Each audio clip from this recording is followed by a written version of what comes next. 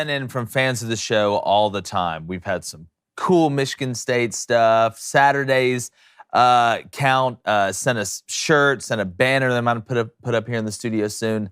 But we got sent maybe one of the coolest. I won't say the coolest, it's like picking your favorite kid. One of the coolest swag packages that we've got. Our buddy Corky. Shout out Corky. Long live Corky, the king. Sent us not only an Earl Campbell Texas jersey, but a signed Earl Campbell Texas jersey. At Crane & Company, we do things right. You come in my house, you get my wife's name right. Christina. You send us jerseys with Earl Campbell's signature. And then, tell them what else. Woo, Von Miller, Texas A&M, boys. Texas A&M. So we're spreading the love here. We're spreading the love here. Hey, 2 true SEC opponents here soon. No doubt. That's exactly right. And we got Bring the rivalry back. And we got that Reggie White Tennessee jersey as well.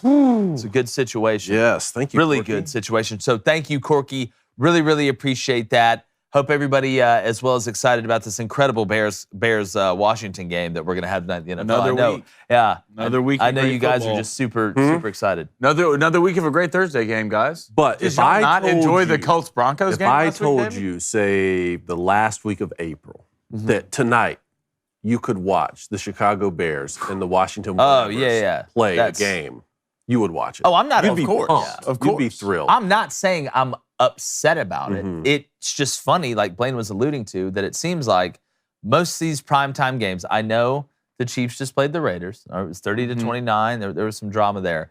But it seems like the Thursday night games have been nothing but just old school, really ugly. I didn't even want to call it old school because even back in the day, you scored 28 points. It probably looked pretty clean back then. They're like, guys, did you hear the Browns scored 28 points? Now I think it's going to be another ugly game. Well, it started kind of good early. The games weren't bad, especially on Thursday night. Then they just slowly, I think I blame it on the Seahawks, just slowly starting going downhill. And I blame Jeff Bezos as well. Yeah, look, well, I think Bezos be better. Yeah, right? I think we could blame Bezos for a lot. Don't blame Bezos. That's exactly right. Davante Adams has been charged with misdemeanor assault for shoving a photographer. The Braves even upped the series against the Phillies, and Danny Kanell joins to talk some college football. It's a huge weekend. I'm Jake Crane, and welcome to The Movement. It's Crane & Company.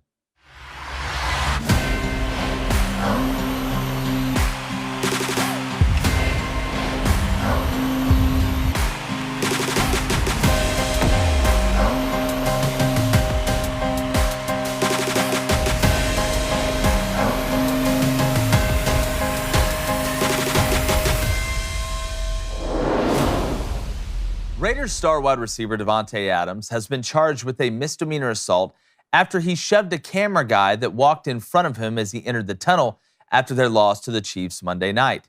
And if convicted, he could face up to 6 months in jail or pay a fine of $1,000. Now, I will be the first one to say that what Davante did was wrong, and he apologized accordingly after the incident. But let's call a spade a spade. This is a quick money play for the camera guy that got pushed. And if you watch the video, it isn't nearly as bad as it sounds or people are making it seem. Now, this camera guy said he suffered whiplash, a headache, and a possible minor concussion, whatever that means. But this wasn't some brutal incident where some guy or woman was horribly beaten. Now, back in the day, when men were a whole lot tougher and had more true pride, the person who got pushed would have got up, dusted it off, and maybe said something back to Davante Adams. Because after all, he did run right in front of him out of nowhere. But not in 2022. Like I said, Adams was in the wrong. But that wasn't assault. And if Adams faces jail time, which I don't think he will, that would be the biggest joke of all time. But between the almost guaranteed settlement and the fine that will be levied by the NFL, Davante Adams will literally pay for his mistake. And he should not be excused for his action. But this, in my opinion, was more of a classic case of wrong place, wrong time. And don't be surprised if after this settlement, you see more people who have access to the field accidentally start running into players getting off the field after a loss. Because this whole situation, in my opinion, has been overblown. We should be talking about the game. We should be talking about how Davante had a big game, but it wasn't enough. But no, the airways are filled with this stupid nonsense. And in today's society, it's not surprising. It's just a bit unsettling. I'm going to go ahead and bring in my co-host, former Michigan quarterback David Cohn, my brother, former Western Colorado wide receiver, And a guy who beat dyslexia, Blaine Crane. Blaine, what's up, man? You beat that. You beat it. I guess, whatever that means. You beat it. Yeah. Mm-hmm. First guy ever in the history of time. You came through. I love the intros. The intros are just the best. They are the best. The best. Cone, I agree. We talked, and we're going to talk with Danny Kanell about this in a little bit.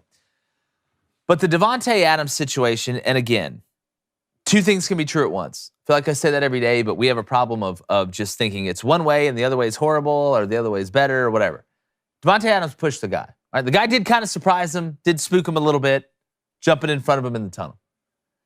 6 months in jail? I mean, it's getting overblown to the point you would have, if you were an alien and you just landed on Earth, you would have thought, after listening to some of this, that Davante Adams beat this guy with a baseball bat in one hand, brass knuckles in the other hand, and threw him off a bridge into some rocks. It really wasn't that bad. Should we break down the film? I mean, we can break down the film. You want to break down the film? Let's break down the film. Let's watch this brutal assault by Davante Adams. Let's go ahead and play the clip. Guy just walks in front of him out of nowhere. He pushes him out of the way. You got whiplash from that? You got a possible minor concussion? I think you possibly might be a little soft. Here it is again. Let's watch it one more time. Dude. All right. Did a great job breaking your fall. Didn't break it with your face or head. Look, he walked in front of him. Davante Adams did push him after that. To me, you're an NFL player coming off the field. You can't push the guy in that scenario. But what are you suing him? He's getting sued for that right there? When I first heard about this, I thought Davante Adams is walking off the field. Someone says something to him. He changes his momentum, goes over, and physically gets involved with someone else. This is a crossing pattern. He's got press coverage there. Well, it's like I said, I don't know if he pushed off more then or during the game. Like on that 4th and 1 on the That's exactly right. That was truly offensive pass interference if I've ever seen it. Look, you can't push the guy. I think the NFL has to find him. Definitely shouldn't be suspended. You're going to miss game time for that. Someone crossing in his path. Find Davante Adams a certain amount of money. Give it to the guy who was pushed. That should be the end of it to me. I agree. The thing with Davante Adams, let's go through his career, even back to college. He's never been a guy who caused problems, right? He's always been a stand-up guy. Always. You've never heard about Davante off the field in the club doing so stupid this. Davante Adams is about work, and that's what he did, and that's what you saw. The thing about it, you can't do this. All right, you can't do this, and I'm surprised if this cameraman did have a concussion. If he was being a cameraman in Miami, he'd probably be out there the next day working. Yeah. That's how they do it down there in Miami. But Davante, you can't do this. We all know who Davante Adams is, but is it soft? Yes. Do I blame the guy for chasing a bag? No. This dude's going to get paid. Does he have a concussion? No. Does he have whiplash? No. Is he probably walking around with a neck brace like that one LeBron commercial? That Bobby Petrino out there? Yeah, I mean, for sure. I get it. I get what you're doing. We all get what you're doing. It's dumb. We all hate it. You're soft, but Davante, you know you can't do that. Yeah. I agree with that. It's tough. My point is this. I get a little bit that you're chasing the bag. I know that's the society we live in. I know everybody's going to make a quick buck, especially with the way things are now, to be able to afford stuff. And it's kind of like winning a lottery ticket a little bit. But my biggest thing is, it just seems like if it was me, I just think if it was me, like I would be more embarrassed that I got pushed and fell down. That's how. Like that's the thing. Like the first day, I wouldn't have.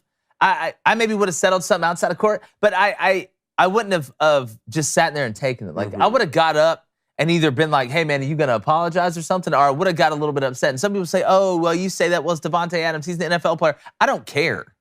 Like I don't care.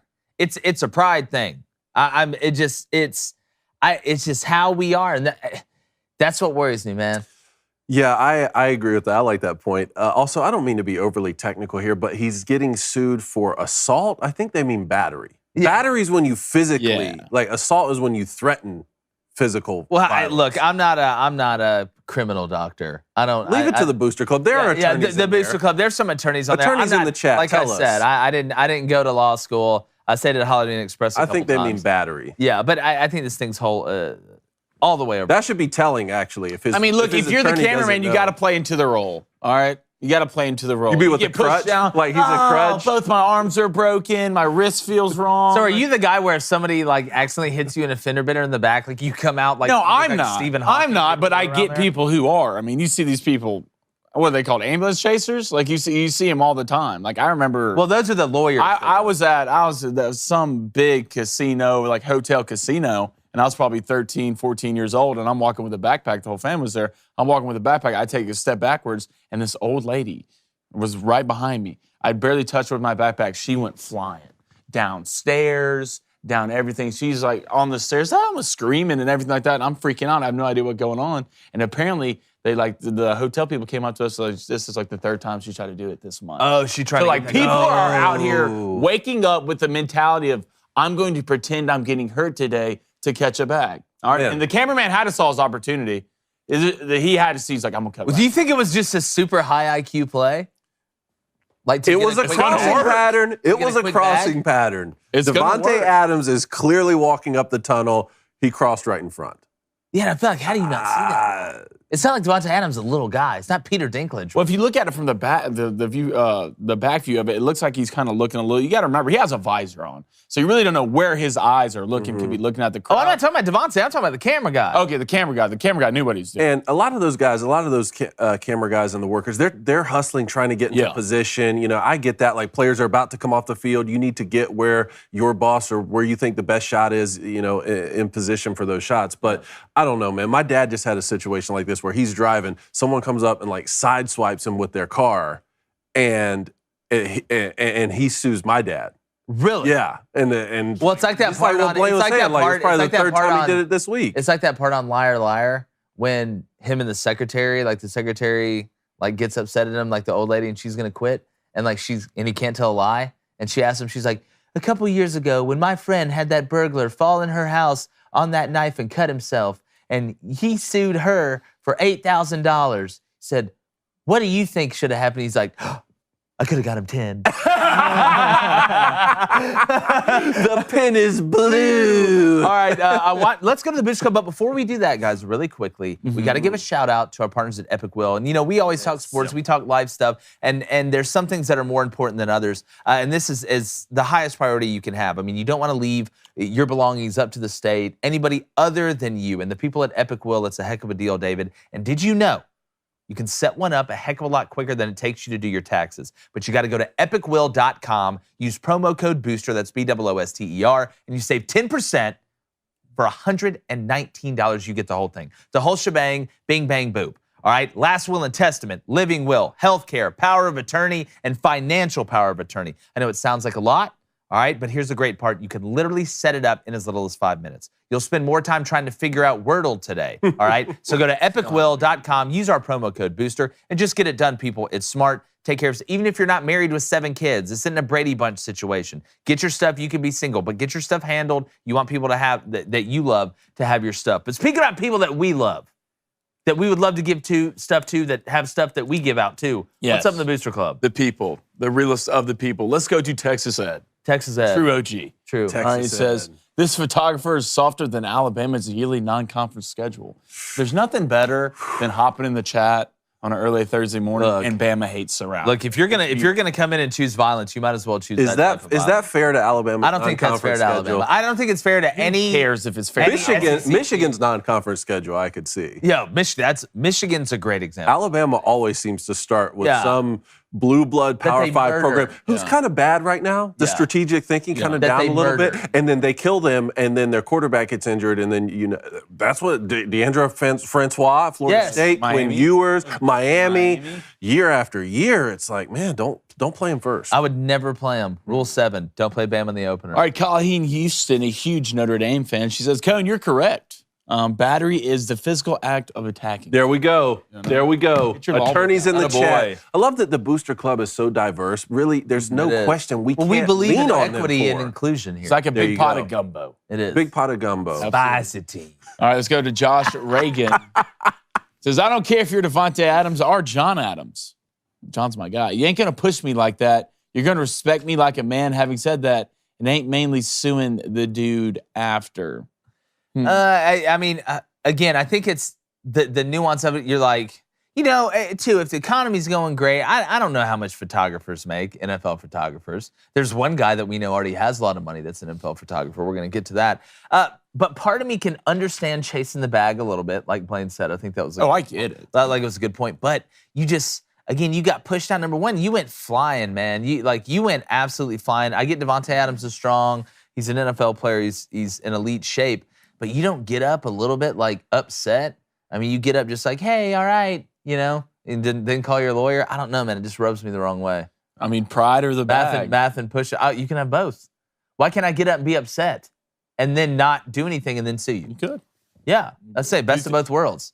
Look, that's the highest IQ play. This way you don't get embarrassed in front of your wife and kids when they're showing videos like, hey, wow, what happened? Y'all got this huge house. What happened? Oh, Daddy got shoved into the side of a tunnel by Davante Adams. You you want that to be on your shield? Like, is that the crest? 1,000 years from now, they're like, the Bennigans' claim to fame was old Papa Joe Bennigan got thrown into a tunnel side. Because if you get up and you then fight Davante Adams. I'm not saying get up and fight him. No, but he hit you first. He still hit you first, and he started it. And if you fight him, and then you're really banged up, there's no proof as to when those injuries happened. That could have happened from the shove. Was the game really over? Was Davante Adams maybe going for a route? Well, no. It's like I said, I don't know if he pushed off more there or in the game. But look, I guess if you're not cheating, you're not trying. He did hit an anytime touchdown. And it's not like we haven't seen people get absolutely murdered on sidelines. Oh, my God. There was one guy that was holding the sound thing. It's like that half moon, who got absolutely, it was the Packers game over in London, got absolutely smoked. I don't know how he popped up. There was one I was watching in college, and I guess it was some kid that, had won best GPA of the month or something at this college. And he was on the sideline, and he got glasses? Yes. Yeah. Oh, yes. Killed. I'm talking about he got absolutely shredded. He got up. Back of his head hit the ground. I'm like, the dude's caked. Yeah. Like he's done. Like he's gonna have Tua fingers. Like it's so. Tua. When they went to go grab him, he just popped right up. I was like, you know what? I'll go to war with that guy. You put that guy in my foxhole. But the thing was, embarrassment is a fueling thing. It is. You're on national television. I'll tell you a funny story real quick. So, I coached special teams for a long time, and when we would put in our punt block, when we'd install it, I would be the punter so I could see the angle that they were coming in and making sure they were fitting up the shield right, because most of the punts we saw were shield punts. And so we'd do like a jog through a little bit, just a jog through, and I would be the punter. I would be exactly at the launch point. I would have a ball that I would take off my foot. I would literally punt the ball off my foot so they could take it off. I'd try and emulate the punter as much as possible. And so one of our walk-ons, who's great for us on special teams, for some reason, I don't know if he thought it was full speed. So I'm like, all right, here we go. Ready? Blow the whistle. They see the ball move. Here they go to go fit the shield. And like they're jogging, and I don't see, I'm not going to say his name. I don't see him running. And I go to punt the ball. And right before I'm at to punt it, one of the shield guys is just jolted. I have no pads on. Okay, everybody else has pads on. All right, we were in shells, so they had no lowers. But I get jolted. I get knocked back. Okay, when I get knocked back, like I literally don't really remember hitting the ground, but I just remember like right when I did realize I was on the ground, my shoulder. I thought it had broken everything. Really? I'm talking about the back, the middle, the front, everything like that. But when you watch the worst part is when you watch it on film.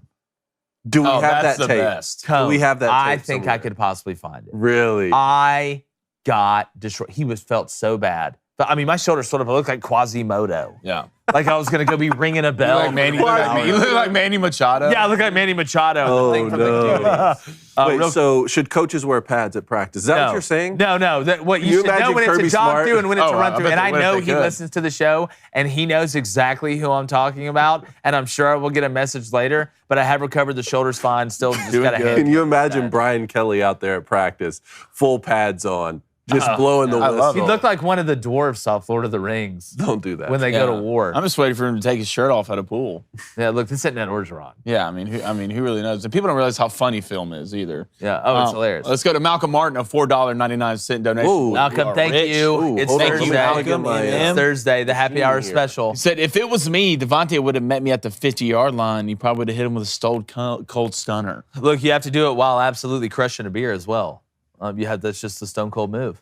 So what happens if like, let's say Davante Adams caught a pass, he's running, he's going out of bounds, and then the play is kind of over, but his momentum's still going forward. Then a photographer crosses in front of him, then he shoves him. No, there's no problem. It's sort of like there's no problem. It's still after a play, or maybe he dropped the pass and he's kind of frustrated. I don't think there's any problem, because if that's the case, then why isn't one of these people that's gotten trucked on the sideline sued anybody? Yeah, cheerleaders could be so paid. Oh, they'd be so paid. Especially the girls. I mean, they're throwing them around in the air. It's like going to Cirque du Soleil now. You notice, good at it. Yeah, you notice one photographer he didn't run into. Yeah, which is a great segue into rapid fire. Yes. Let's do it. Hit the button, Cone. Hold on, let me see. There we go. Hey, there it is. All right, there's Dave. Party started. The only NFL photographer I want to see at a game is this guy, Randy Johnson. Yes, here's something that I guarantee you most of you did not know. Randy Johnson, the former stud pitcher, one of the greatest pitchers of all time, 6'11", throwing absolute filet mignon flames at the plate, is a photographer now, including in the NFL, and he does nature stuff. He's a pro photographer. I mean, this is such a cool story. This is awesome. How did I not know this? I don't know. I know Randy Johnson does keep a low profile. You know, you don't really hear a lot about him. I did see him in the Nolan Ryan documentary, which is fantastic. I really recommend you watch on Netflix. It was called Facing Nolan, Facing Ryan, something like that. But Randy Johnson, NFL photographer, he's got to be the tallest NFL photographer of all time. Has to be, right? This is so cool. He's probably getting aerial photos of the stadium. He's so tall. Man, this is so cool. What happens if Davante Adams pushes Randy Johnson? What's happening?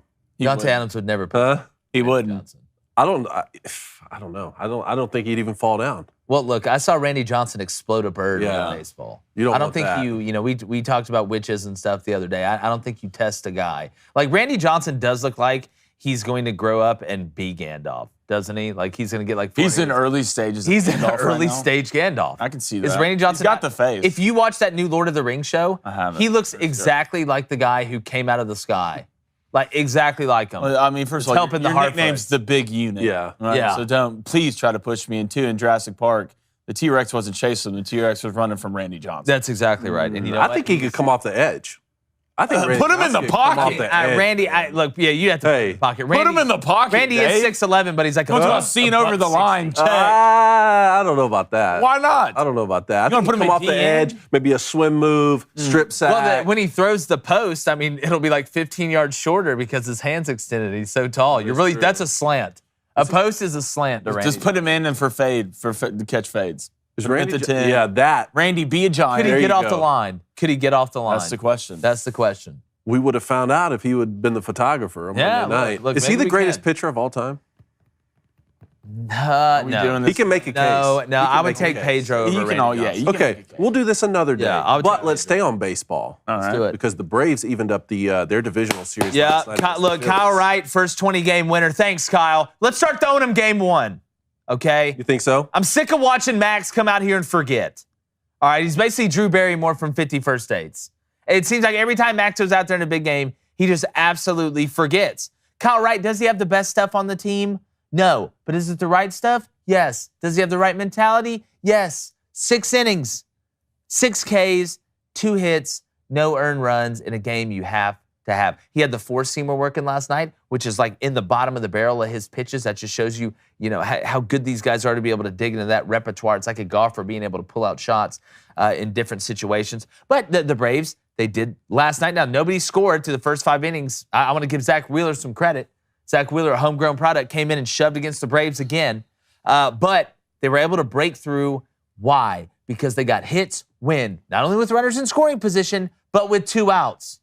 The inning where they got most of their runs, they got it with 2 outs. And with what? Singles. You don't have to hit home runs. You don't even have to hit doubles. How did the Phillies beat the Braves game 1? They got singles when it mattered. And that's how you play the game of baseball. You hit with runners in scoring position. You pitch well. You play good defense. Dansby Swanson with a huge play. And Austin Riley. And Austin Riley. Austin Riley got a nice infield single yesterday to score a run. Stroke. But that looked more like the Braves. I don't like the 5 days off excuse. You played 162, 54, 62 games, whatever. I don't like that excuse. I don't like The Snitker made the lineup changes that we were talking about. He moved Olsen up 1, get that lefty bat up a little bit earlier in the lineup, move Riley back 1, and then you were talking about moving Michael Harris Yeah, up I the think lineup. they did it because He the righty that. was on. I think they did it because Zach Wheeler was. Yeah, no doubt. Suarez, but I think it should stay that way, man. I mean, Okay. I know Michael Harris. He's reaching. He's trying to pull the ball that's outside right now. That's kind of a little bit of a hole in his game, if there is one. But he's also squared up a couple. I mean, he juiced too in Game 1, one that you thought was going in the gap that was ran down by the center fielder. Well, if you're a Braves fan, you have to be excited about the response. But if you're a Phillies fan, look, yeah. 1-1. You're going home. You're going to get Aaron Nola on the mound against Charlie Morton. You would have taken this in spades. Yeah. They would have told you you'd be 1-1. And you knew you weren't, they're obviously jumping first pitches like we were talking about yesterday. You know you're not going to hit as well as you did in that first game. But I think they can replicate that. And if you're a Phillies fan, you have to be excited that all 3 Atlanta runs yesterday came in 1 inning. Yeah. That should be a little concerning. Yeah, it is. And, playoff baseball does kind of tighten it up. Obviously, there's a lot more emphasis on every pitch. I will say Aaron Nola this year was a little bit up and down. I think I took him a couple times in bets for Nerfies. Now, that doesn't tell the whole story, but his record isn't fantastic, but we know how talented he is.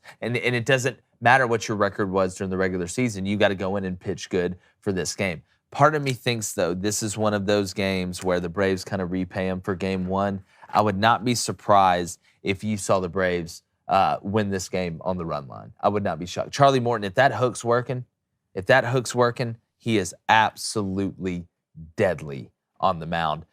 He gets a little late run on that fastball, but look, it's going to come down to being able to score runs in Philadelphia. It's going to be a crazy atmosphere. We know the rivalry between the Phillies and the Braves being NL East foes now that the Mets are Gonzo the Clown, but I can't wait to watch it.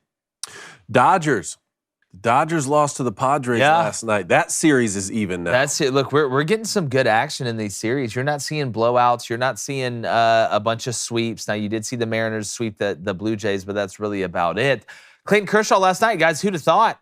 A lot of people took the Nerfy in this game, and there were runs scored in the top and the bottom of the first. I wouldn't worry if I was the Dodgers, though. I mean, look, the Pods, we know they're talented. We know they're without a couple guys right now. How long can they go in a 5-game series with the Dodgers, with the depth that the Dodgers have? So it was a big one for San Diego. You had to have that one. Now you're 1-1 going back. So it's going to be interesting to watch. We got the Yankees tonight as well. Yes, so sir. Major League Baseball is in full swing, baby.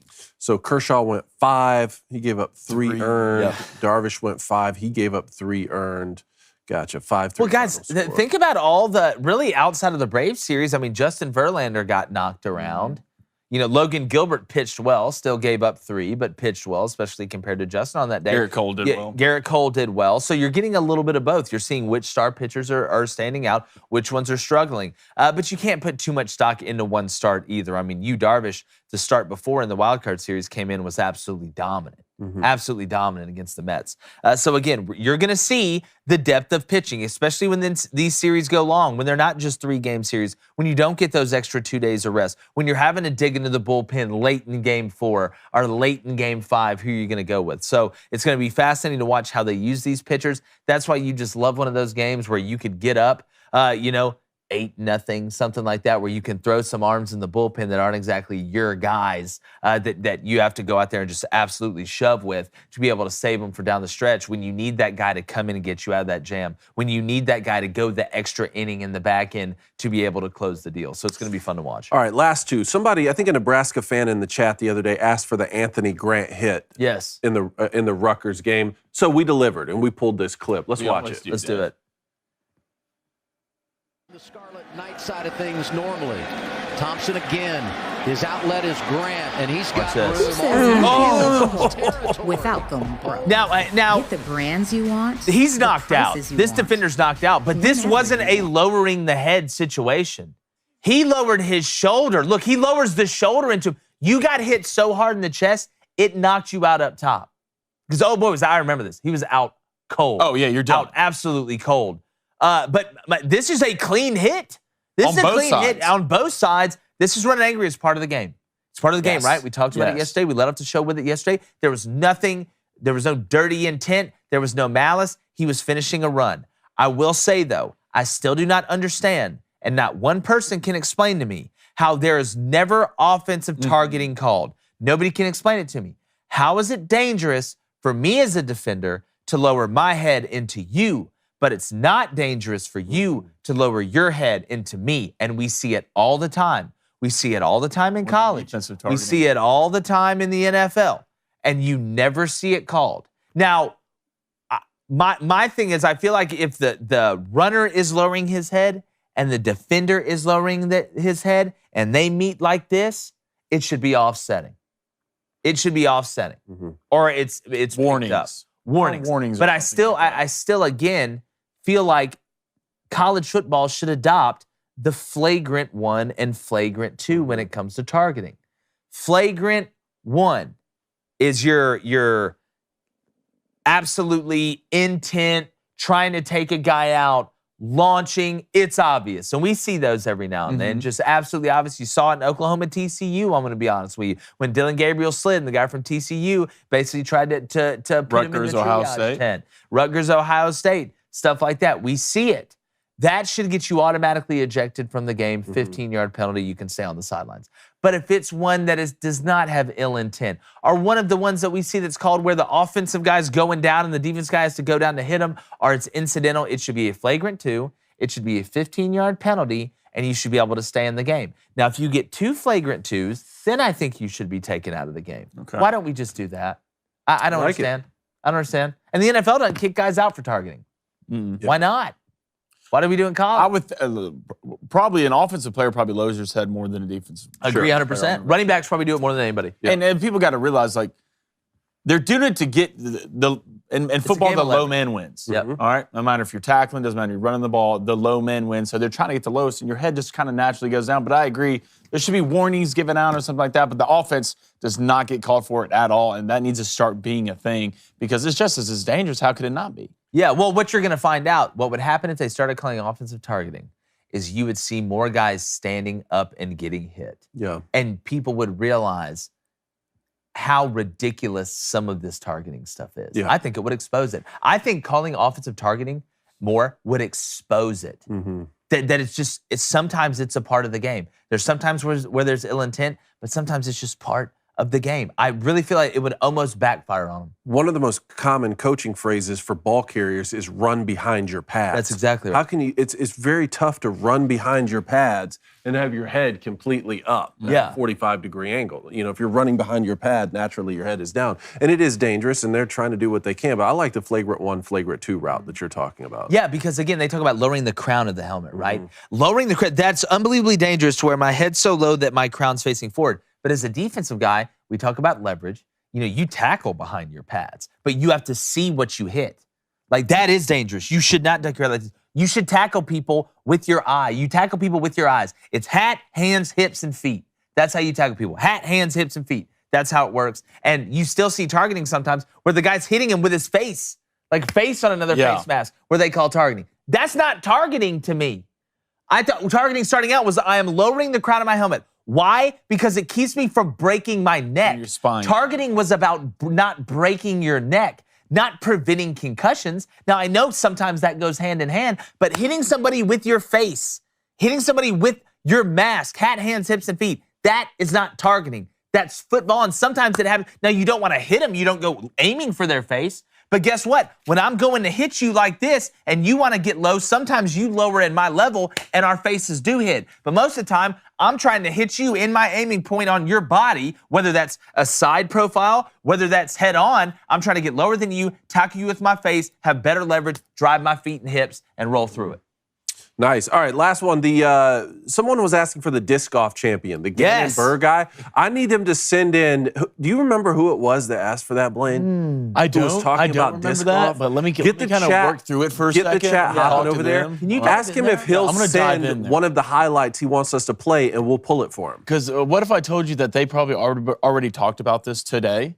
Let me scroll through it right here. What if disc golf a frequent conversation in the chat? Did you just 30 for 30 me? Cole Kugler says, waiting for my fantasy disc golf draft on the Daily Wire, man. Okay, Cole Kugler. Let me dive in. It might have been Cole. It says disc golf, baby. Was it Cole? Cole, was it has this you? To be Cole.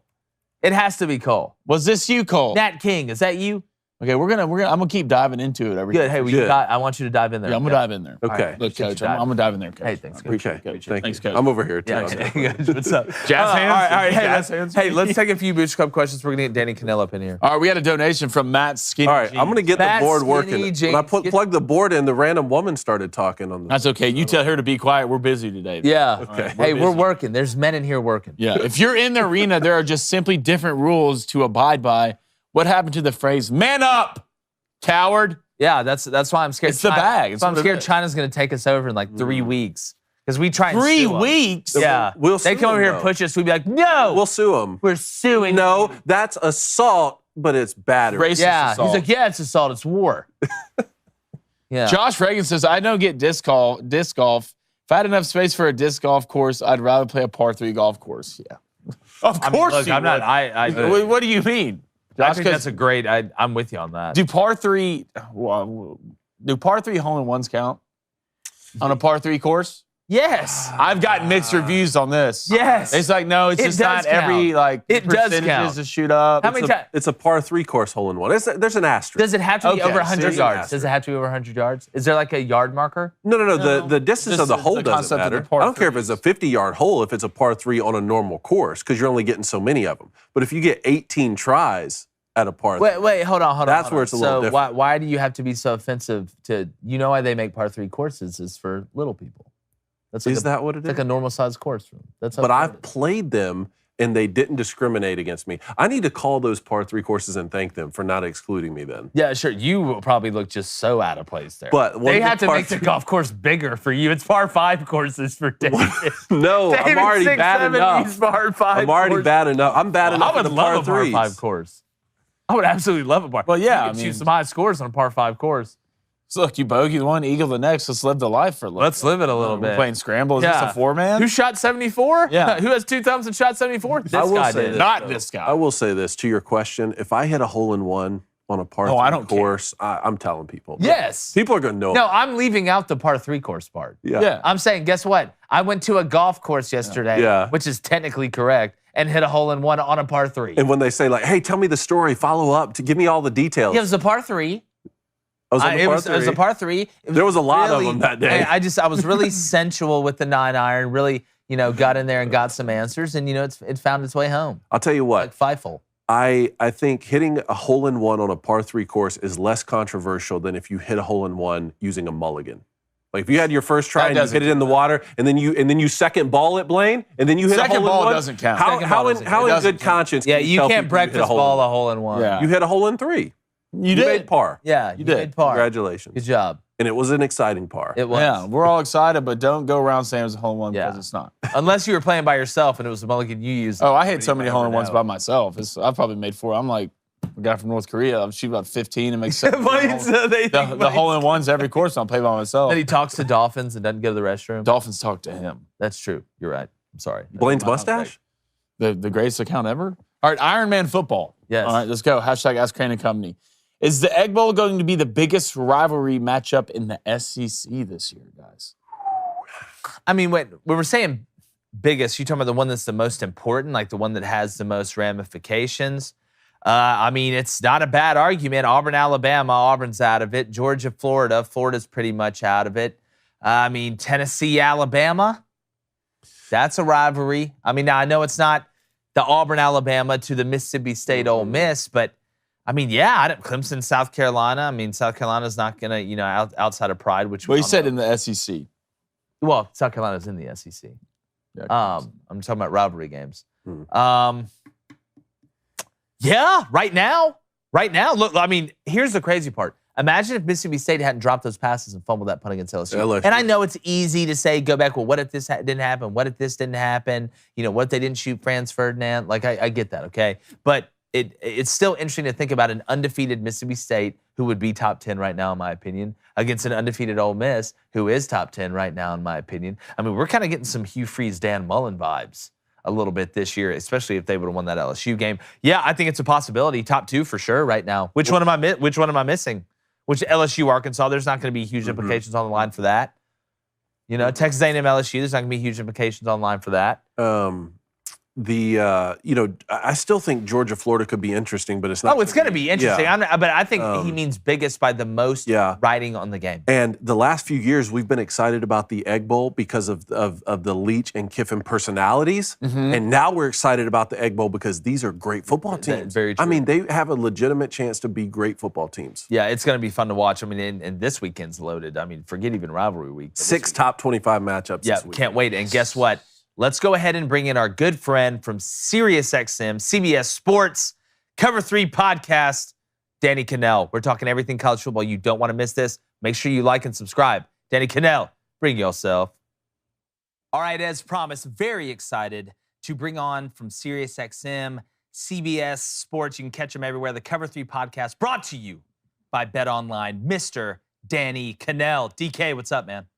What's up, fellas? What's going on? It's good to be back, man. It's been a fun college football season so far. It just continues to deliver, man. College football is back in such a big way. It didn't really go anywhere, but it's been an awesome start to the season. I'm fired up to be on with you guys. Yeah, the only thing that delivers more than college football is Amazon, but they'll catch them soon.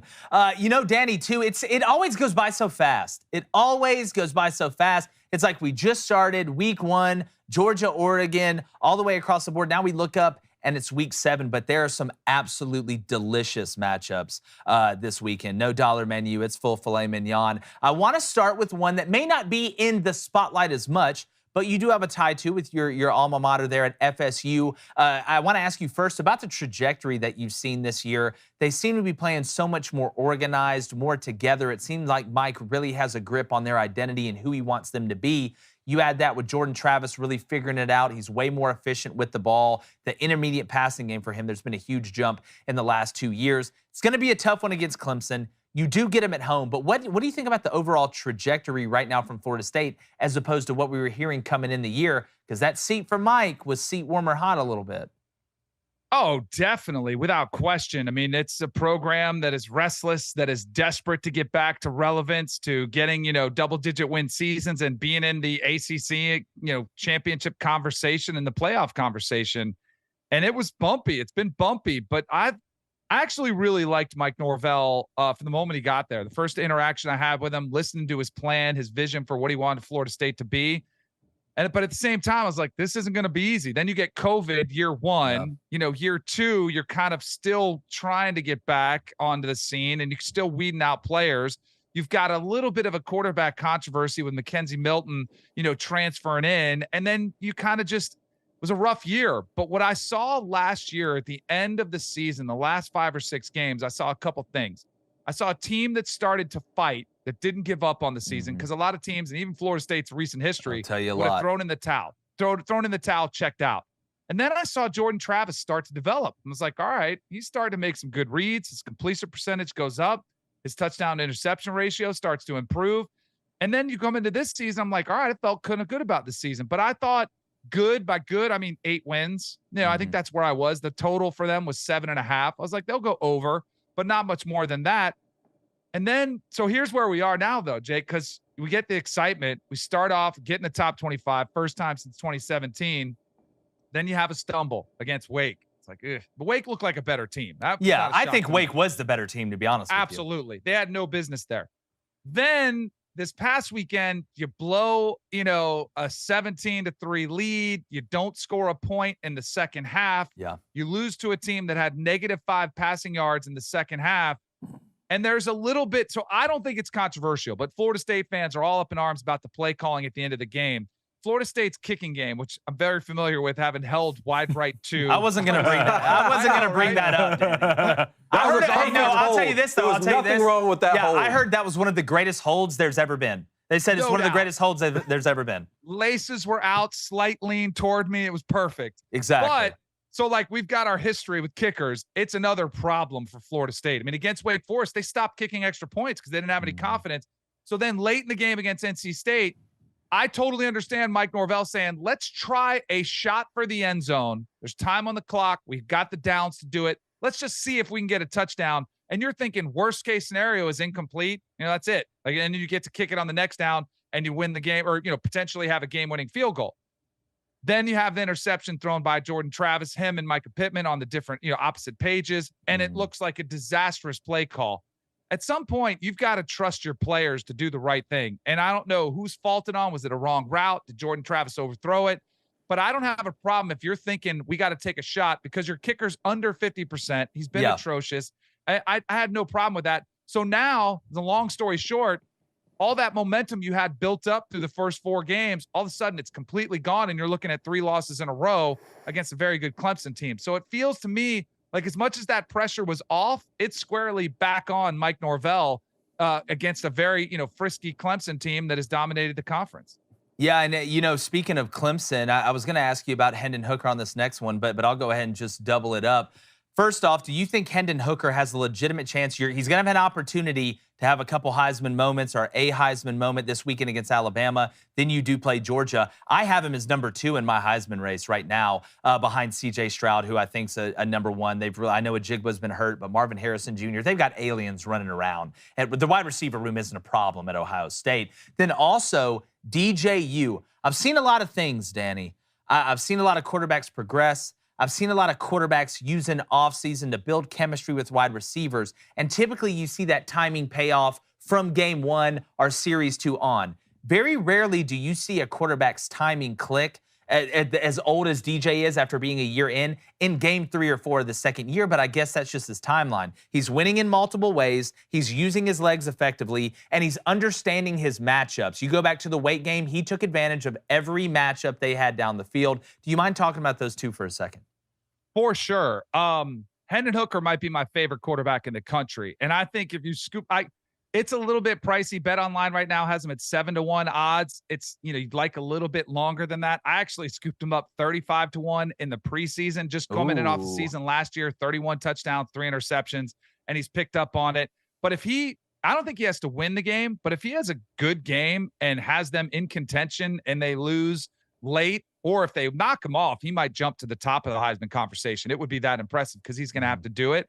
We'll have to see what happens there. But I love his skill set, love what he's doing within Josh Heupel's system. For DJ, so I'm torn on DJ, and I think Dabo Swinney deserves a ton of credit. He does. For standing by his guy, because everybody, myself included, said, man, you might have to make a change, right? Go to Cade Klubnik, go to the ring, go to the guy in the bullpen who's a 5-star sitting there waiting in the wings. It just doesn't look right. And Dabo steadfastly was like, nope, DJ's our guy. We know it's in him. We know it's in him. He can bring it out. And then against Wake Forest, you get the best version of DJ. He's got guys hanging on him, making 2-point conversions, throwing for 5 touchdowns, rushing. I just looked the part. That was the DJ we want. I will say this, though. I thought that was going to be a game which catapulted him to those types of games every week. And maybe that's on me for putting that expectation, that bar so high. Because against NC State, I thought he was good, not great. Against Boston College, I thought, and maybe I shouldn't say the Clemson offense, good, not great. I think this will be his biggest test. And I think he's going to have a performance like he had against Wake, where he'll be under a little bit more pressure, from the pass rush of Florida State. Jared Verse is a monster. Secondary that'll be one of the better secondaries he's faced. So I think this will be a game with a lot of pressure on DJ if they want to go in on the road and pull off the upset and cover that 3.5. Yeah, I agree with you 100%. I do think in that NC State game, he did a good job of using his legs, and I like to see him win in multiple ways. That, to me, shows me the versatility that he's going to be able to have down the road. You got to be able to win shootouts. You got to be able to win tight ones when you have to make plays when it's a little bit low scoring. Also, on the Jared Verse thing, that is kind of a cool side effect of the transfer portal because they were watching other teams and saw him. And that he kept making plays and kept making plays and kept making. I'm trying to. Where was he at before that, Danny? It was some SUNY, Albany, I think, like something. Yeah, like it's Albany, something like that. And they're like, "Who is this guy that is running these plays down and making these plays?" What do? They get him to transfer. Now he's a stud. Beast. Yeah. Danny, as a fellow holder, you let me know if there's a Ray Finkel situation over there, because I'll come to your defense. Yes. Okay. Nobody kidnapped Danny Marino after Danny. No. I'll have to Ace Ventura this thing in a heartbeat. 6 top 25 matchups this weekend. I'm looking at my alma mater, Michigan playing Penn State in the Big House. I'm kind of torn on this game, Danny. I mean, J.J. McCarthy's the most accurate passer in the country right now. They have weapons on the outside. And Blake Corum's on my Heisman list. And they're playing better on the defensive side of the ball. They're getting pressure. Now, the secondary needs to improve. But I look at Penn State right now, also unbeaten, and they have better wins on their resume. At Auburn, at Purdue. Neither one of those teams are elite, but those are impressive wins. So to me, what comes Sunday morning, which of these teams remains unbeaten, Michigan or Penn State? I love this game. I think it's phenomenal. I'm leaning towards Michigan. It's full touchdown, that's a lot of points in a game like this that I think will come down to the wire. So I'd lean toward Penn State with the points, but I think Michigan wins the game. You mentioned Blake Corum. I get 20-1 odds. Now's the time to scoop him up if you think he can run on this Penn State defense. I happen to think Penn State will sell out and be like, you know what, J.J. McCarthy, you've only started a handful of games. you're still pretty green. You're still coming into your own. We're going to make you beat us. And I would too. I think any coach would try to do that. And I think that's what James Franklin will try to do. And J.J. McCarthy's been getting slowly better, better and better each week. He's getting more comfortable.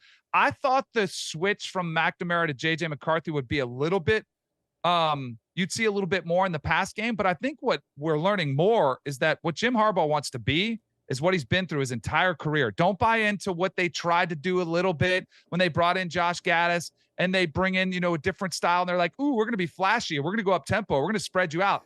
Jim Harbaugh doesn't want to be that. And I don't think that's what Michigan is. And he showed you last year that you can win with physicality still, and you can win with a run game and great defense. So I think maybe that's where I'm like, I thought they were going to try to become something that they're not. And J.J. McCarthy does give you better quarterback play over Cade McNamara. And then on the flip side, Penn State's going to try to be physical too. I think this game will be a bloodbath. I would lean towards the under in this one all day because I think they'll both be trying to establish the line of scrimmage. But you have a ton of experience in Sean Clifford. Maybe not the upside, maybe not the guy who's going to blow you away with stats, but against Auburn, you guys remember that game. In Auburn, he gets absolutely wrecked. One of the worst hits where he cuts back, reverses direction, gets hammered. And then he comes back, bounces up, and I thought he's knocked out of the game. Yeah. He hops up, goes in, leads a touchdown drive. The following drive, rushes one in for a touchdown. I was blown away with his kind of leadership, his ability. You talk about winning any way possible. That's kind of what he brings to the table. He had the game-winning drive against Purdue after playing awful for 3.5 quarters, but led a game-winning drive down the field. He's kind of the reason I think Penn State will keep this close, because I think they'll see a healthy dose of the run game, but I think the ball will be safe with Sean Clifford. There won't be that many turnovers. I think this will be that fourth quarter game coming down to the wire. But I would lean Michigan to win, but Penn State with the points. I agree with that. And I think, Penn State is known for playing that physical brand of football. I think people who don't watch a lot of Michigan don't understand that they would prefer to play a blue-collar style of football too, right? And that goes back to when I was playing, and Blake Corum reminds me a lot of Mike Hart, the way he turns 2-yard gains into 6-yard gains or 2-yard losses into 2-yard gains. And prayers up to Mike Hart right now too after, what happened at the last game. Danny, I wanted to ask you, you played the quarterback position a long time. I did as well. Neither one of us wanted to take more hits than we had to. But right now, around the NFL and around the game writ large, we're seeing a lot of conversations about, roughing the passer calls, and people are a little worried about concussions right now. What does the future of football look like to you when you see just a normal sack turning into roughing the passer call? It's a joke what football has become. You know what's crazy? I think college football does a better job of legislating, targeting, head hits, all of it. With the way they've come around, they've adapted, they've adjusted the targeting rule where we can actually look at it now and review it. And if it's not there, we'll keep the player in the game. We don't have to eject him. And then you've got the NFL, who very clearly, it's been a rough couple weeks. It's been a great few years. And I don't know if you guys remember this. I took a lot of heat because I made a comment about there being a war on football when I was at ESPN. And I thought there was a great attack on the sport, saying, hey, this game is too rough. We're trying to make it safe, and it's an inherently violent game. And if anybody's played that, you know that. And for some reason, we're just so risk averse. And we saw this in COVID as a society. We see it in football now where it's like, ooh, we can't have players get hurt, and we can't have the quarterbacks get hurt, and we can't have players get concussed.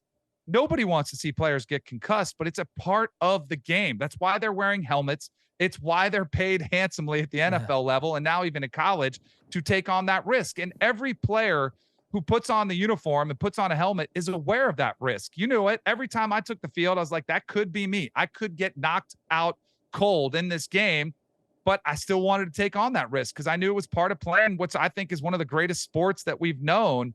And yet it's come under this, intense scrutiny. And in large part at the NFL level, it is the NFL's fault because for a long time, they covered up a lot. They tried to hide it, and they didn't treat head injuries with enough seriousness. Now we do, and we've kind of gone to this place where there's a pendulum that swings, right? Politically, but also in sports. And I think that pendulum has swung way too far to the side of safety for the players that are out there. And I think it was a direct result of the Tua incident, which no one wanted to see, which the Dolphins clearly mishandled. They should pay the price, not the entire NFL, and not even the Dolphins after that by taking Teddy Bridgewater out of the game after one play when he showed zero signs of a concussion. And some random spotter said, oh, I see him, he's a no-go, and they take him off the field.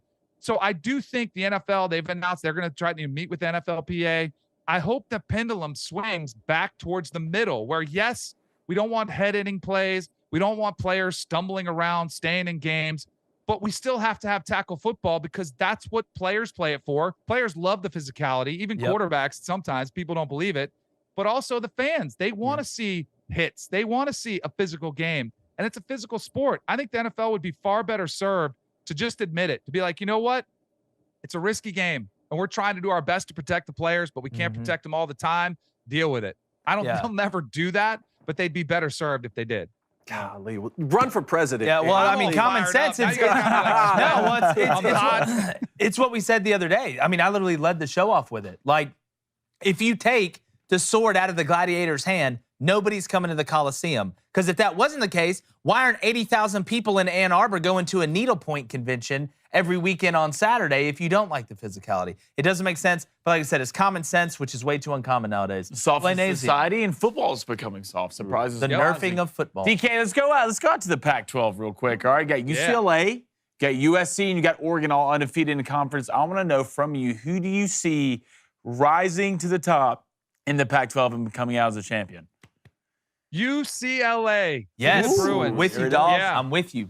I am. USC is an underdog this weekend against Utah in Salt Lake City. And I think that's as much about Utah, like in that game against UCLA. I think that's a sign of how good Utah is, but how much even better UCLA is. And the physicality across the board, which they've shown on the defensive side of the ball, not shutting down, but able to at least contain Tavion Thomas for Utah.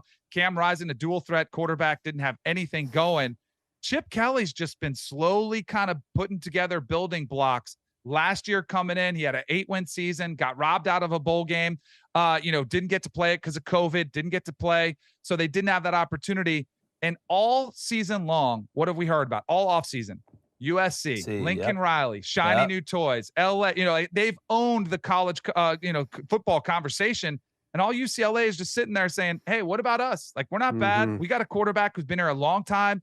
And Dorian Thompson-Robin is making way better decisions with the football. He's really athletic. And there's a couple quarterbacks that I think are kind of in the conversation for this year's Kenny Pickett. Because last year, at Pitt, Kenny Pickett was okay. And then all of a sudden, it's like, where did this guy come from? Dorian Thompson-Robinson has been okay, like average, okay. Last year, he put together a pretty nice season. This year, all of a sudden, it's special.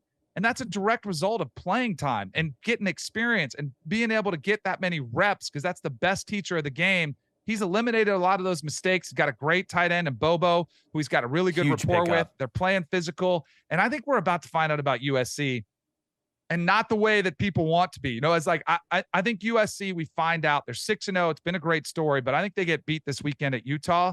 And then I think all eyes will come back to UCLA, who I think will control their own destiny and eventually end up winning the Pac-12. It's just a matter of, do they get into the playoff? Are they unscathed through there? I also wanted to point out, too, the Pac-12 is definitely back this year. Like, they had the win against Michigan State for Washington. I get it. It's not that big of a win now, but it's still a big win. Washington State going to Wisconsin, another team that looks beleaguered. But if we're going to give credit for other conferences for winning non-conference games, we should the Pac-12 too. The Pac-12 got devastated by COVID.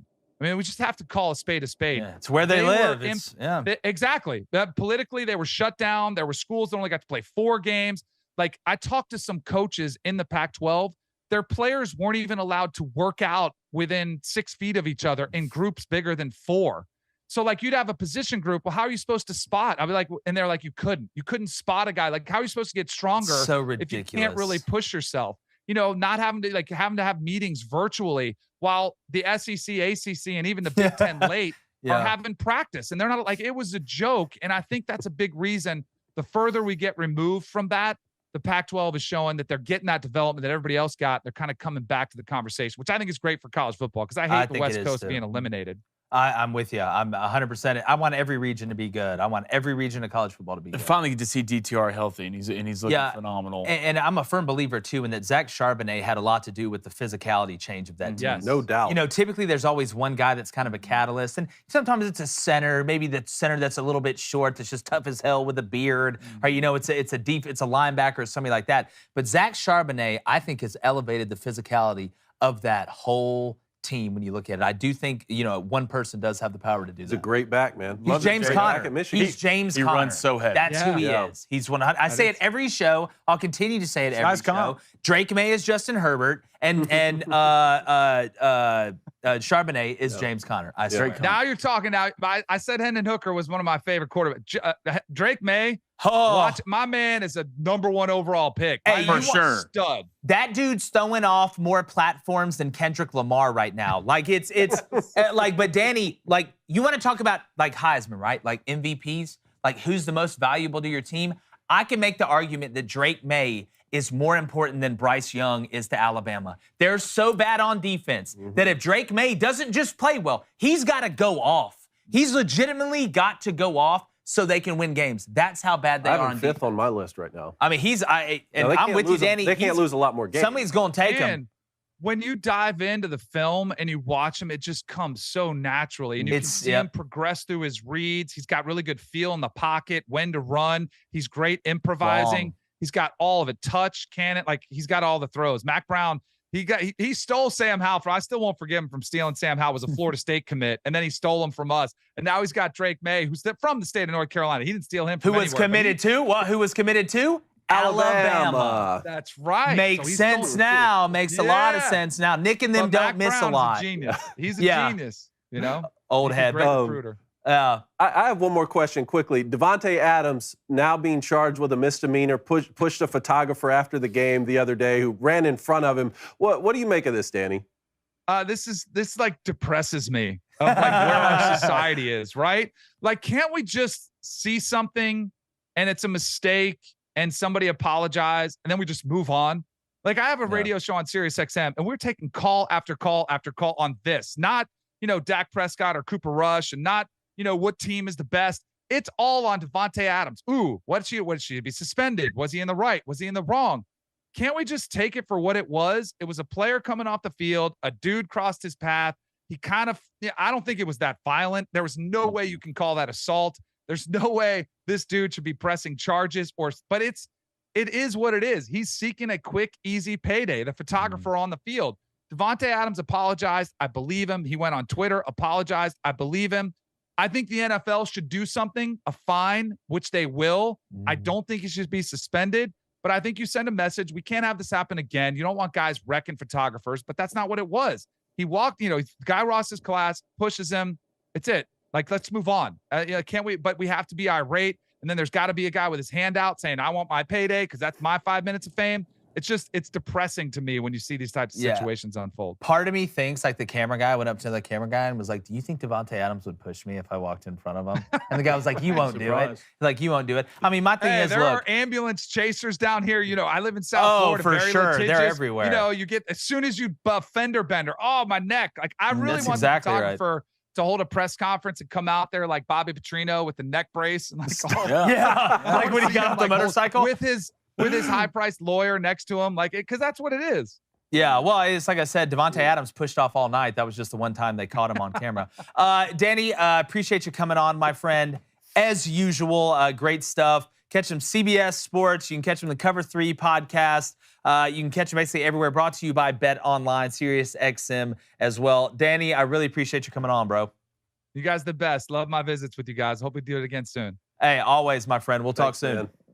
Hey, it's always fun. DK. Danny Kanell. We guy. have a lot of respect for us. Some great conversation there. Playing real quick, Booster Club. Okay, go real quick. Donation. Donation. Real Matt quick, I'm Skinny excited. Jeans is hot today. Matt Skinny Jeans. It says Texas joining the SEC. It's a $2 dono, by the way. Matt, appreciate it, brother. Texas joining the SEC. Do we see Texas-Bama rivalry?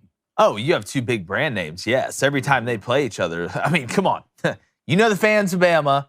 You know the fans of Texas. I mean, that's natural. You know what I'm saying? That's like peanut butter and jelly, man. That's like, guacamole and chips. That's like, me and sports and stuff. Especially if Sarkisian and Nick Saban stick around for a while. Oh, which I think With they will. Sarkisian's Which I think they OC will. background at Alabama. Well, God, can you think? I mean, think about like Arch Manning's coming. We know that. I think Texas will be in the SEC maybe by next year, but definitely by 2024. That's going to be a game that I hope gets played a lot. I know if they go to pods or you just have your 3 permanents, whatever. I don't think they'll put Alabama and Texas together. They won't. But when they do play each other, I mean, look, they played this year.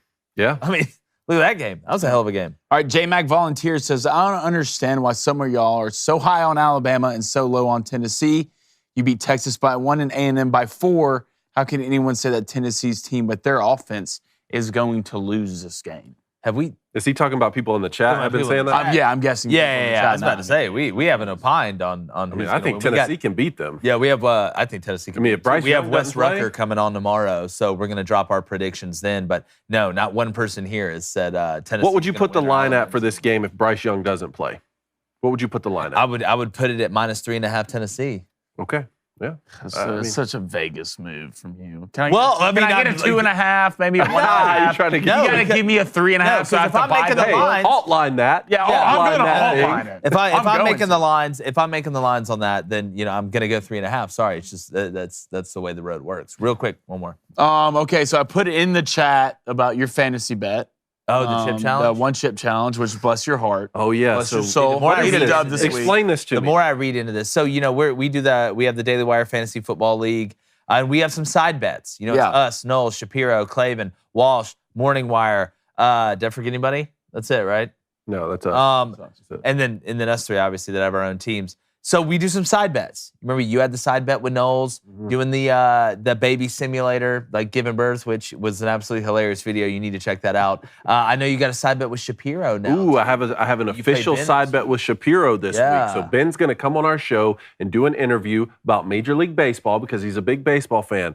But if he loses to me in fantasy this week, he is going to come on in a Chicago Cubs shirt He's and a hat. huge White Sox fan. Huge White Sox I mean, fan. his dad wrote a book about. But how much they were Shapiro's White number Sox. 1 in the league. So if he beats me, I have to conduct the interview with you guys and Shapiro wearing a Mets shirt and hat. I imagine Cohen wearing an Ohio State jersey and Mets. I feel like he should have to what I wear was no. gonna I feel say. like he should have to wear an Ohio State hat and a Mets shirt. Really? You're trying to after No, I'm just saying, You're trying I to feel like- juice me after I Dig it stood in up deep. here in Yeah. that ugly shirt and colors and already went through that trauma. Well, have maybe I thought you PTSD. looked good in it. Yeah. Did I? Maybe I thought it brought out the rosiness in your cheeks. Whoa, now hold on. We now, should- 'cause I I'm wearing- I should have made you Well, if I look wear the good in it, jersey though. and do the fight song. and do the fight song, but you didn't. That's my fault. And I don't Yeah, plan on losing That's again. all right. So my bet with Knowles is the loser has to do the 1 chip challenge. Okay, tell me about the 1 chip. So it is exactly like it sounds. It's 1 chip that is apparently so hot it's made from like the lava of the volcano from Mordor. I don't know, but apparently you don't swallow it. Like there's been people that have gone to the hospital. It like doesn't get any hotter than this. Like they're like the next step is a gun. Is this I a? think it's depending on what chip exactly you're going with. Yeah. Well, which one is it? Is this I like a think black it's the market? Carolina Reaper pepper. Excuse me. Reaper Carolina Chip? Reaper Chip? Peeper. Reaper. That sounds worse, to be honest. Yeah. But the Reaper pepper chip. So is this like a black market chip thing that people are No, doing, I or think is you it can get it sold? at- It's like a Like corporate. it's almost harder to get than like the codes for the nukes. Yeah, Like- it's you have to either be the president or know the president to get it. Apparently, Knowles knows somebody. Okay. How's your squad looking this week? You good? You healthy? I mean, Derrick Henry, we're on a bye. Don't worry. A strongly worded letter was written out. It said, y'all want to know how I'm doing my part? I'm putting my life on the line for you guys. Y'all going out there and playing football. I know it's violent. I get it. You eat 1 chip challenge? How about Try that? this taste bud. How about that? How about Yeah. your esophagus burned out? How about that? Maybe the lining in your stomach. First thing that comes up is inside of a vomiting, volcano. sweating, and blue tongues. blue Latest on tongues? 1 chip challenge. Blue tongues? Blue tongues, yeah. Why? What makes it? Blaine's turn tongue blue? didn't even turn colors when he did the hot Because wings. I'm a man, David. Because I'm a man. What have I done? Put him down. What have I done? What have I Yeah. done? I don't think you really know what you're walking into on this one. Well, I'm not big going to week. lose. You want to Big know why? week. Big week. No, hey, what a bet Big to have week. no Derrick Henry. Did you make this bet before you knew? No. So you made the bet, looked at your roster. I picked up Tony Pollard. Oh, great. Great, yeah. Fixed it. Fixed I need it, a couple guys. big plays, dude. That's it. I'll trade you. I'll trade you. Who? I'll trade you. It's, who you want? I got Your Josh best running Jacobs. back. I got Josh Jacobs on I'll the take bench. Josh I got Jacobs. Clyde Edwards-Helaire on the bench. What? Yeah. I'll take, dude. Give me. I'll take Travis Kelce. Okay, well, now you can jump. David. No. That's what I'm not trade. giving That's the you Chris definition of Godwin trade. for No, you're not. Don't Clyde jump in the Edwards trade. Helaire. Don't jump in You the want trade. Chris God? Here's what I got for you. You need a tight end? T.J. Hawkinson. Oh, see, now he's trying to offload him from the bench. No, now. yeah, one good week. No, Yeah. see, I'll give you T.J. Hawkinson and Adam Thielen. You want to give me two? For Josh Jacobs. For I'll Josh give you both those for Jacobs. Josh Jacobs. I will give you. No, I don't need no. We will look into it. I will look into it. Who you got over there? I'll take DeAndre Hopkins for Clyde Edwards-Helaire. How about that? I'll give you DeAndre Hopkins for Austin Eckler. For Austin Eckler? No. No, I got to see it first. I'll give you guys T.J. Hawkins. if you My want whole team's on a bye this week. if you want to watch, so say bye to that win. If you want to watch the rest of this, remember you have to go to the Daily Wire Plus. If you want to listen, you can stay here. Make sure you become a member over there at Daily Wire Plus. You listen on Apple, Spotify, wherever you get your podcast. Subscribe and leave a 5-star review and share it with all your friends. We'll be right back with keys to victory to tonight's college, NFL, and of course, our bets. See you in a second.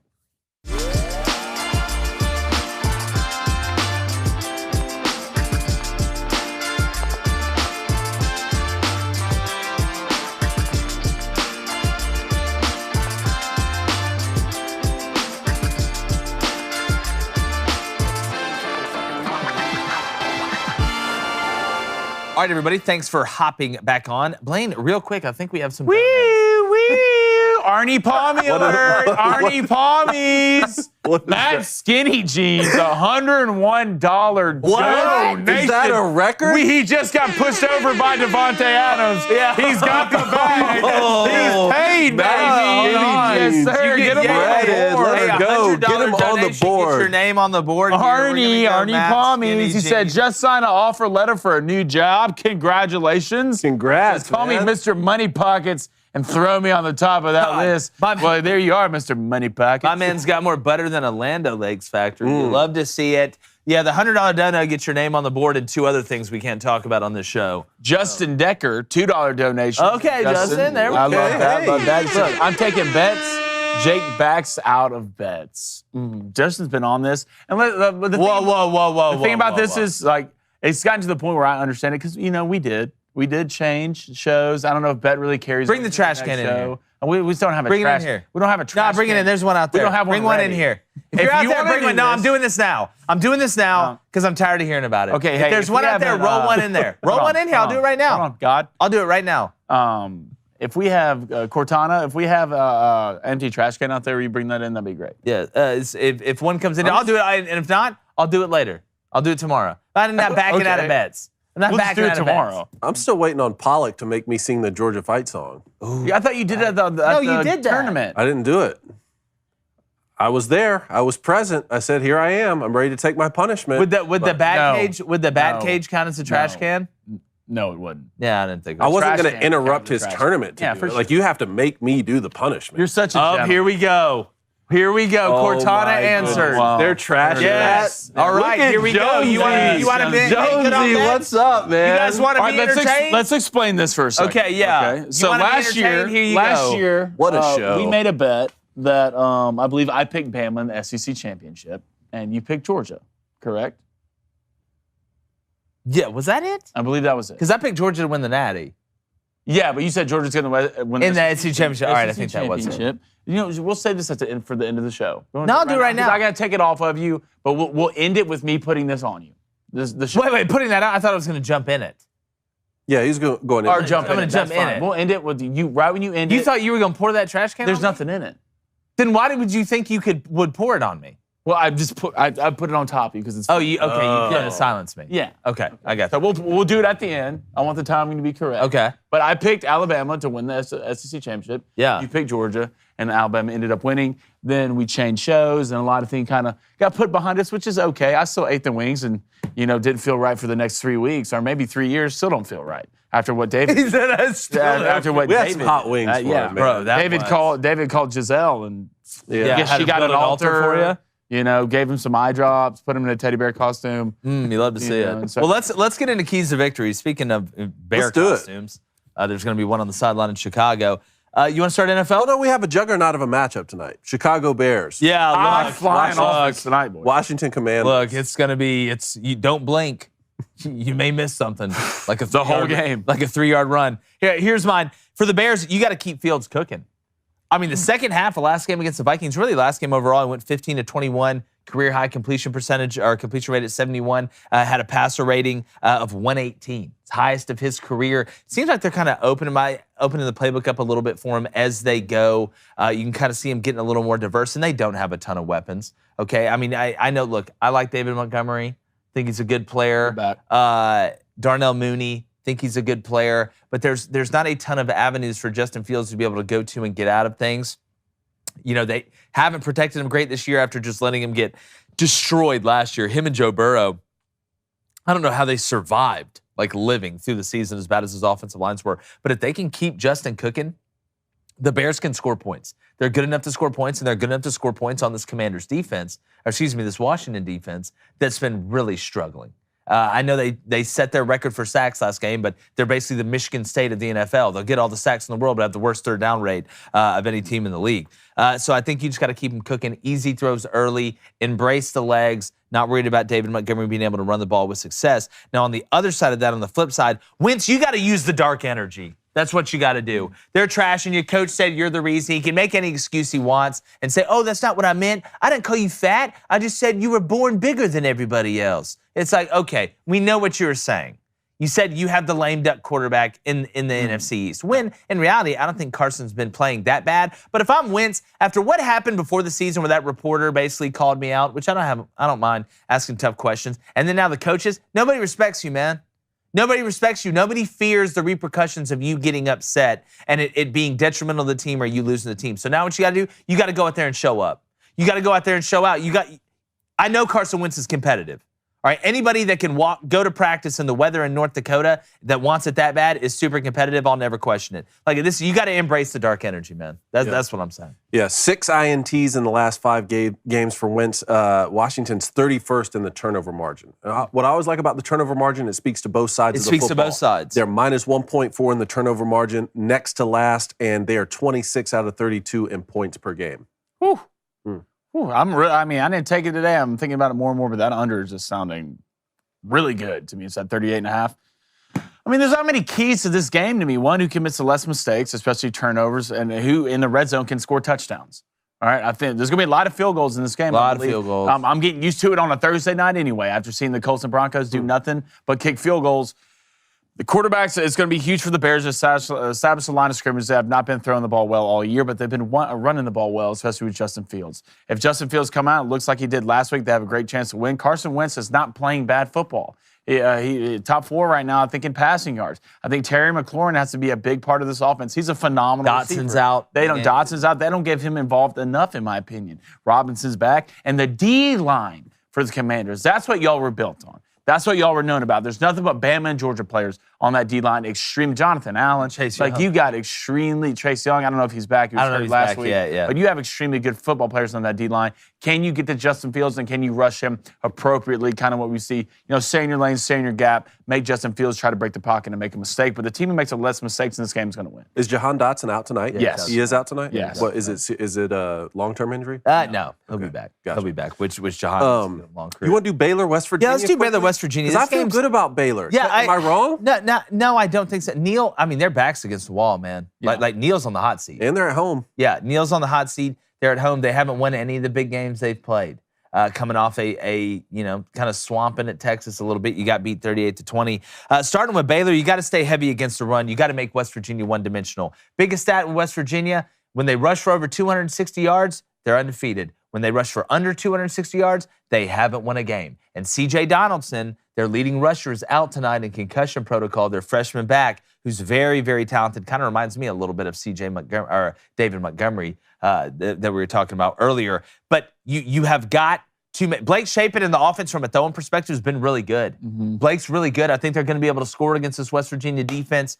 But if you make West Virginia one-dimensional and because if you make them one-dimensional and you make them have to throw it, not that JD can't, but he's throwing it to Ford. That's who he's. So if you take those two away, they really don't have anything. So on the flip side of that, it's almost a double-sided key. If you're West Virginia, you cannot become one-dimensional. You have got to find a way to run the ball.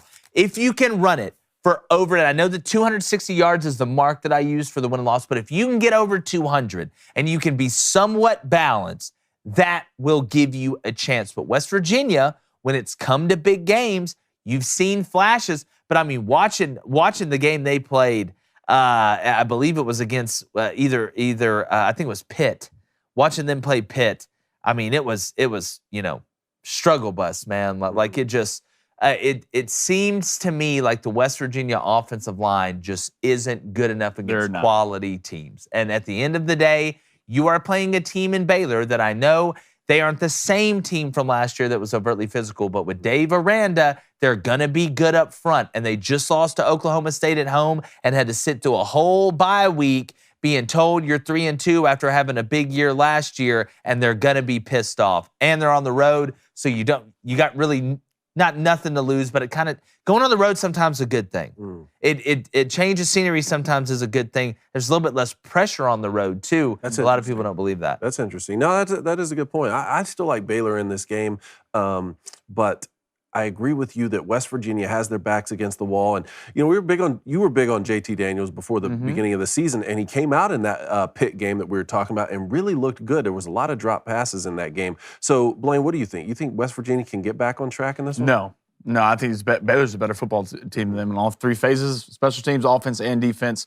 West Virginia offensive line's bad. Yeah, like they're bad, and I'll be interested to see kind of schematically what the game plan is on defense. Or do you heat them up? Do you bring forward? What do you disguise? Because JT can throw it. All right, JT can spin it. He does well reading blitzes and somewhat.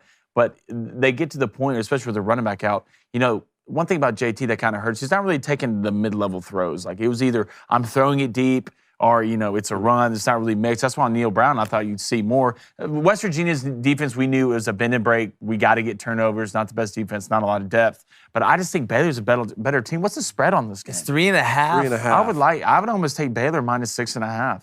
Really? Yeah, I just think they're a better team. I don't think you're crazy saying that. I don't at all, which is also a great segue, Coney, to get into bets. Let's do it. Let's do it. Donations. Let's hit it. Donations. Boom. Garth Cassidy. What's up, Garth? Says, Jake, watch out on that chip. The host from Hot One, Sean Evans, said it's the hottest thing he ever put in his mouth. Really? The host of Hot Ones, the wing show, did the one chip challenge and said it was the hottest thing. No, I'm telling you. I'm telling you. Like, you need a big week. Big week. You need a big week. Big week. It's this, like, great. I don't think they're still looking for hotter things. Like they're on Mars right now. You think we're looking for extraterrestrial life? We're looking trying to find for something that's hotter than that chip. So the guy who hosts the show to eat the hottest wings. The chip's the hottest thing he's ever eaten. Todd James, $1.99 donations. Todd. To put some respect on Oklahoma State's name. # Go Pokies. Yeah. Like Oklahoma State, I just feel like they're a good football team, but I don't feel like they're in that elite tier. That's why we had them where we did when we did the tiers. How about if they beat TCU this weekend? Then it could change my mind. Good swing. All right, Mark. That's my horse in the Big 12. I got to stay with them. I love it. Love it. Mark Carter, $5 donation. Appreciate it, Mark. Mark with a C. Mark with a C. Mark with a C. I like that. It says Tennessee chokes this weekend, and Vegas builds another beautiful casino. Look, this came out at 9. They came out at 9.5. 7.5. Even with the question of whether Bryce was going to play. Well, it came out Bryce early. going to play. Bryce is going to play. Okay, I is Bryce going to be Bryce? Yes. Okay. Look, we'll put the shot in you. You'll feel great. Yeah. It's like, hey, we're hurting a couple days later, but show me where it hurts. Congrats, it feels better. Yeah, just take this. All right, and you're welcome. Okay, hey, the poll today, I'm going to get you all those thoughts on it. Is Randy Johnson the best pitcher ever? Oh, we're doing that now. Yeah, I mean, why not? All right. Why not? Well, it gives me time to get in the trash. Yeah, that is true. Oh God, I almost forgot about that. No, well, How do you want to do it? I'm just gonna get in it. Just gonna get it in. That's something like actually, that's okay. Do your going gone from the trash? Yes. Yeah, there's wheels on it, so be careful. Yeah. Do I need to do it over here, you think? JJ says Chris Godwin has hip/knee issues. Well, my entire fantasy football team. Yeah, has hip/knee issues. I say the poll. I'm gonna say no. 58%. Is Randy Johnson the greatest pitcher of all time? That's what you asked. You know. That's what you asked. You know the question. They said no. 57%. What'd you say? 58%, no. No, 67%. Good. A lot of 2 days in a row. A lot of Pedro and Greg Maddox. 2 days in a row. We're getting hot. Could be a big week. No one-chip challenge. All right. Here's the bets for tonight. Give me the Bears -1.5 at home at +105. Like I said, Carson Wentz needs to embrace the dark energy, but will it be in the back of his mind a little bit? Will Justin Fields then be a little more confident? I like Eberflus, who sounds like a character out of a Dr. Seuss book. But give me the Bears at -1.5 at +105, keeping it steady. All right. Then we got Temple. I got a parlay here for the second one. Okay. All right, little two-teamer. Okay. Temple +23.5 and the under 51.5 at +135. Temple's offense is anemic. Absolutely terrible. Defense, pretty good. Pretty good. Both defenses are really good in the red zone. UCF's defense is one of the best in the red zone. They're giving up 2.2 points per possession once you cross the 40. Temple's offensive line couldn't block somebody on social media. I think you're going to see UCF run the ball, get up, probably run it out, put the backups in. This one smells like 38-7 somewhere around, or excuse me, this one smells like 28-7, 31-10, somewhere around there. I like Temple to cover the +23.5 because the pace of this game is going to be slower with the run game, and Temple struggles to score. So those are the two bets I'm taking, 25 and 14 on the month, 0 and 0 on the mentality. Everybody hold hands and let's be friends. I like Tell me it. What do you got? Let's see what Cone's Leather Book has for me today. Baylor -2.5. Actually, -2.5. Baylor -2.5, -135. We're going to figure out a lot of things here in the Big 12. And then go ahead and give me the Yankees, Cleveland, Nerfy. No runs in the first inning, -165. You're looking at me like there's a lot of big bats in that inning. There is. I know there are, but Aaron Judge Nestor leads off. Cortez on the mound, Shane Bieber, not Justin, Shane. Let's get His 6 brother. outs. 6 outs. 6 outs. Right? That's it. That's it. Easy. And look, I'm going whatever you need to to read do my in a bets, second. but I'm going to read this first because I think it's great. Blaine's Mustache says, better idea. You eat the chip, you put on a straitjacket, and you get stuck inside the garbage can all at the same time. What type of evil mind is that? Oh wow! I did not know that we had a professional criminal in the chat because that is some deep thinking. Well, now you do. Shout out to the seal. All right, my be bets. intense. Hey, give me the Gardens of the Galaxy -3.5. All right, +130. I feel like Carson's going to have a day. I feel like Justin Fields, mistakes early. I don't plays need well that. late. I'm I'm sorry. Then I'm going to go, give me David Montgomery. It's going to be a pass interference in the end zone. All right, let's put it at the 1. We're going to give it to David Montgomery. And why don't you walk on in there for a little anytime touchdown? That's +130. 21-19 on the month. Super disappointed. Should be a lot better. Baby Cone, he wants UCF Temple over 45.5, and he wants the Mariners' first 5 +0.5 at -120. All right, very quickly, Booster Club leaderboard. It's me, Emmanuel C. 10 and 8 in his last 18. Again, you've got to get to 10 and 0. Do we want to change it to 12?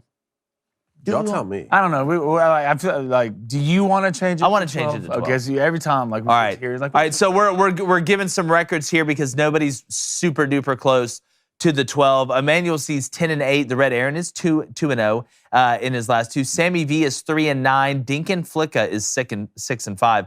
Ulrich Sharber is 6 and 6. Just thank goodness you didn't tie 6 times as well. Williams DG is 2 and 0. Portman Toet is 3 and 8. Scotty in Texas is 4 and 4. EJ Runis and Revco 250, the Rev, are both 1 and 0. Make sure you put your bets underneath the tweet every day. All right, Blaine, roll that trash can over here. Are you ready for this? Roll that trash can over here, Blaine. Can I get the Sarah McLachlan with it while I get in there? Yeah, for sure. Hey, there's wheels on it. David, you want to hold it while he gets in? I'll hold That'd be great. Make sure, There's some trash in here. You're going to look in that camera right there. Yes. All right. And I'd rather you be in it when you do your going, gone. Okay. I want the head a little poked. Just little the poked. eyes. Just the eyes. All right, you ready? Yes. In the arms I make good on my of the bets. angels. How dare you, Justin? Live television. I will see. Get in there. Good squat. Good squat. Yes. Yes. Freedom. Can you roll me a little to the right? So You deserve this. You deserve this. You know what you did. You know what you did. I Tell make what good you on my did. bets, Justin. Yep. All right, appreciate you guys joining us. Make sure you like and subscribe. We're going live every morning, 7:39 Eastern. Go to the Day the Wire Plus. Become a member. Oh my God, it's shaking. We appreciate you guys. Shout out to the Booster Club. And like the chances of me not making good on my bets and possibly losing the one-chip challenge with Michael Knowles, we're going, gone.